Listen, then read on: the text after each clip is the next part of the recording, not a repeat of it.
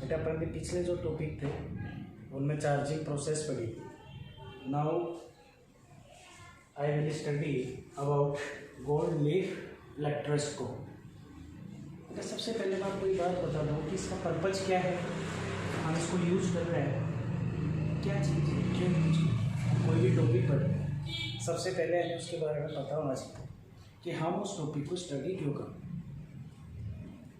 बेटा अपन पिछले टॉपिकों में पढ़ा कि अपन इसमें चार्जिंग प्रोसेस पढ़ रहे थे कि हाउ हम किसी भी ऑब्जेक्ट को कैसे चार्ज कर सकते हैं।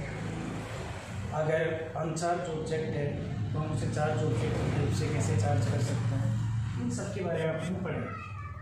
Now I will study about that A object will be charged और नॉट।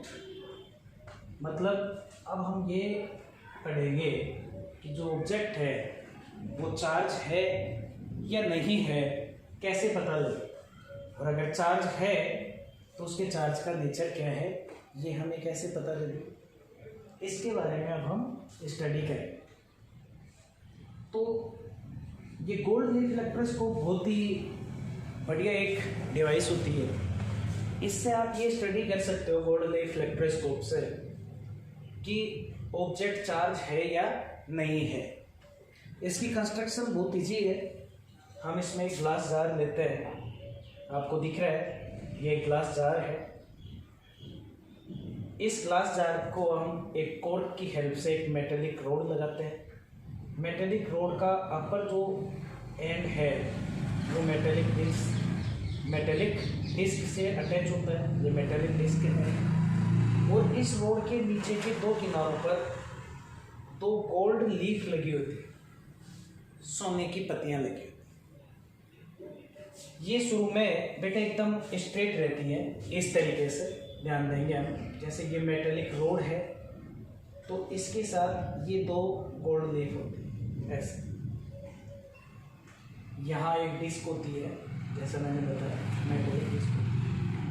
जिस ऑब्जेक्ट को आप चेक करना चाहते हो कि ऑब्जेक्ट चार्ज है या अनचार्ज, उसे सबसे पहले हम इस मेटेलिक डिस्क से अटैच करवाते हैं।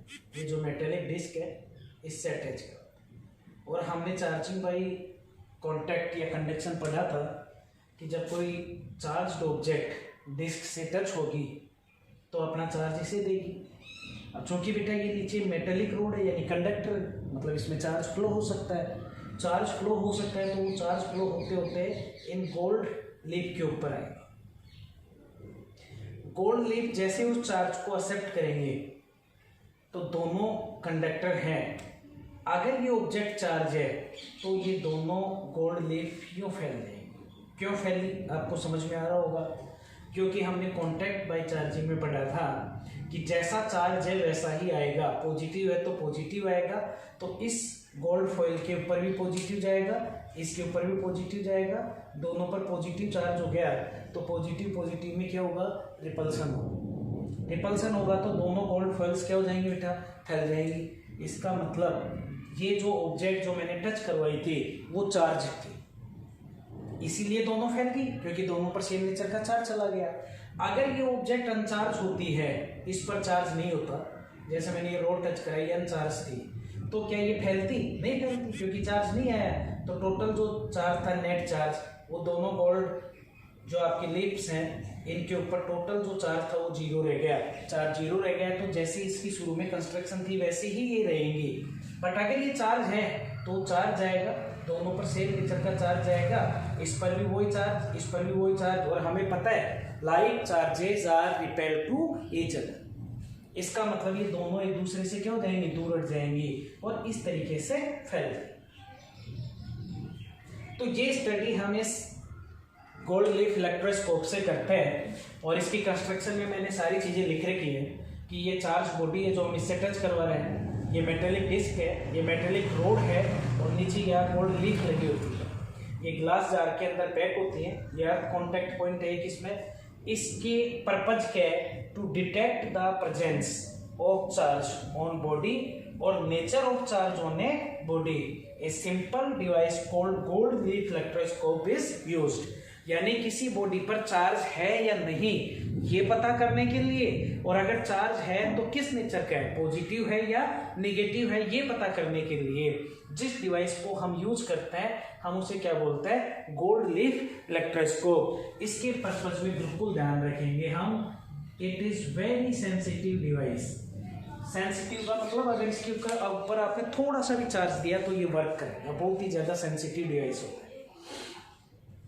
तो पहली चीज मैंने समझाई कि ऑब्जेक्ट चार्ज है, कैसा पता चलेगा, बहुत सिंपल सी प्रोसेस है। हमें पता है ये मेटेलिक डिस्क है, ये मेटेलिक रोड है, दोनों कंडक्टर है, मतलब चार्ज दोगे तो चार्ज इनमें से फ्लो हो सकता है। इसलिए जब मैं चार्ज ऑब्जेक्ट को इस डिस्क से टच कराऊंगा तो उससे चार्ज इस पर फ्लो होगा, फ्लो होते होते रोड के थ्रू गोल्ड लीफ पर जाएगा और दोनों लीफ पर सेम चार्ज जाएगा, सेम नेचर का चार्ज जाएगा, तो वो दोनों एक दूसरे को रिपेल करेंगे और फैल जाएंगी, मतलब वो रिपल्सन को शो कर रही है। इट मीन्स जिस ऑब्जेक्ट को आपने टच करवाया था वो चार्ज्ड ऑब्जेक्ट है, ऐसे हमें पता लगे।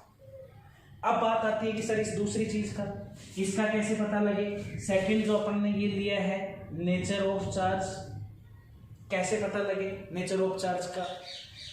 सेकंड आपने ये भी तो कहा इसकी डेफिनेशन में कि ये ऑब्जेक्ट के चार्ज का नेचर हमें बताती है। कैसे पता लगेगा कि नेचर बताती है, तो इसको ध्यान में दे।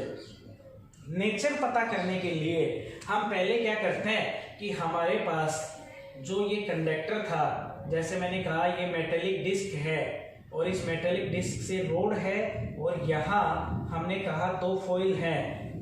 इसको पहले मैं चार्ज करके पॉजिटिव, मान लो मैं ग्लास रोड टच करता हूँ और पीछे के टॉपिकों में अपन ने पढ़ाया ग्लास रोड पर कैसा चार्ज आता है, पॉजिटिव।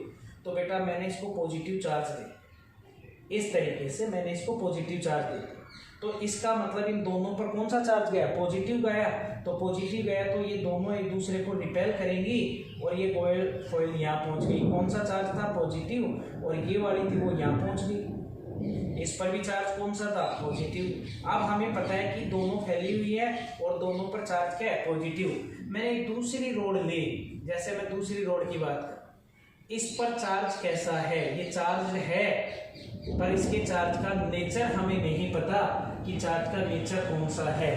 तो हमने क्या किया, इसको उठाया, इसको ले गए उठा के और इस ऑब्जेक्ट को हम यहाँ ले गए और टच करवा देते हैं, ये ऑब्जेक्ट इससे टच हो गई। अब हमने क्या देखा कि हमने दो कंडीशंस पॉसिबल है जब हम इसे टच करवाते हैं यहाँ पे। तो एक कंडीशन कि ये गोल्ड फॉइल और ज्यादा फैल जाए, तो आप समझते हो कब होगा कि ये भी अगर पॉजिटिव चार्ज की हुई तब तो पॉजिटिव चार्ज और जाएगा, तो पॉजिटिव इस पर पहले, पॉजिटिव इस पर पहले, पॉजिटिव का मान बढ़ गया और हमें पता है चार्ज जितना बड़ा होगा उतना ही उनके बीच में रिपल्सन या अट्रैक्शन फोर्स ज्यादा लगे। तो अगर पॉजिटिव गया तो पॉजिटिव पहले से था, पॉजिटिव और गया तो बढ़कर ये दोनों एक दूसरे पे चार्ज ज्यादा होने के कारण और एक दूसरे को ज्यादा क्या करती है, रिपेल, और फैल जाएंगी। अगर ये और ज्यादा फैल गई इट मीन्स इस रोड पर जो चार्ज है वही चार्ज था जो पहले से आपने इसको दे रखा था, और हमने पहले से कौन सा दे रखा था, पॉजिटिव। इसका मतलब इस रोड पर भी कैसा चार्ज है, पॉजिटिव। अब आप बोलोगे सर पॉजिटिव ना हो, सपोज निगेटिव हो, तो कैसे आइडेंटिफाई करेंगे।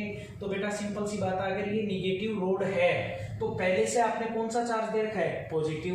अब आप मेरे को एक बात बताना, ये गोल्ड फॉइल थी, इनके ऊपर पहले से कौन सा चार्ज था, पॉजिटिव। यानी सपोज दैट इसके ऊपर प्लस का 2 कूलम चार्ज था और इसके ऊपर भी प्लस का कितना कूलम चार्ज था, 2 कूलम। मैंने रोड निगेटिव दी तो निगेटिव इसके ऊपर गया, मान लो निगेटिव -1 कूलम इसके ऊपर चला गया, -1 कूलम। तो बेटा टोटल इस पर कितना बच गया, 1 कूलम, इस पर कितना बच गया, 1 कूलम। बताओ अमाउंट चार्ज का कम होगा या ज्यादा, तो कम होगा क्योंकि पहले से पॉजिटिव था, अब कौन सा गया, निगेटिव। तो ऐड करेंगे तो इनका एल्जेब्रिक सम होता है चार्ज का, तो चार्ज का अमाउंट पहले की बजाय दोनों फॉइल्स पर से क्या हो गया, कम हो गया। और जब चार्ज का अमाउंट कम हो गया इसका मतलब मैंने अभी समझाया था कि जितना चार्ज का अमाउंट ज्यादा है उतना फोर्स ज्यादा लगेगा, जितना चार्ज का अमाउंट कम है उतना फोर्स कम लगेगा। तो रिपेल तो करेंगे पर पहले की बजाय कम फोर्स से रिपेल करेंगे। इसलिए ये जो फैली हुई पत्तियां है ये थोड़ी सी जो फॉइल्स हैं ये नजदीक है, ये इधर खिसक जाएगी, ये इधर। मैं ये नहीं कह रहा कि अट्रैक्शन हो गया, नहीं, मैं ये कह रहा हूँ कि पहले पॉजिटिव अकेला था यहाँ पे, अब निगेटिव गया तो पॉजिटिव और निगेटिव ऐड हुए तो टोटल नेट चार्ज कम हुआ, अब जो नेचर इसके ऊपर बचा दोनों के ऊपर वो नेचर सेम ही है, बट उसका जो अमाउंट है वो क्या हो गया, कम हो गया। तो जो फॉइल्स ज्यादा रिपेल कर रही थी उनके बीच में फोर्स कम हुआ तो वो पास आ गया।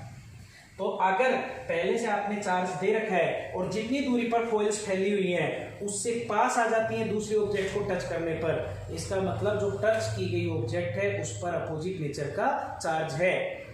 किस चार्ज से, जो पहले से वहां की और ज्यादा फैल जाती है, इसका मतलब चार्ज जो आपने ऑब्जेक्ट टच कराई है उसका चार्ज वैसा ही चार्ज है सेम नेचर का जैसा आपने पहले दे रखा।